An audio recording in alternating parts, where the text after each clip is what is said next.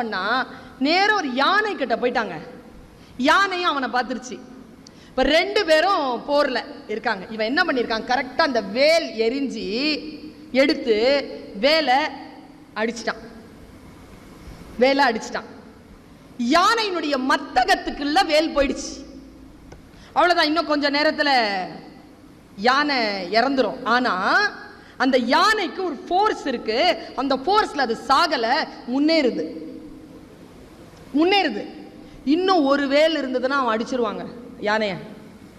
அவன் கையில் ஒரு வேல் தான் இருக்கு. அவன் வேல் தேடுறான். கண்ணில் காட்சி வருதா? முன்னால மத்தகத்தில் வேல் பாய்ந்து ஒரு யானை வருகிறது. இந்த பக்கம் அந்த பக்கம் தேடுறாங்க. அவனுக்கு வேல் கிடைச்சிருச்சு. எங்க இருந்ததுன்னா பகைவன் எறிந்த வேல் அவன் நெஞ்சில் இருந்தது. அந்த நெஞ்சை பார்த்து அவன் சிரித்தான் என்று எழுதினார் வள்ளுவர்.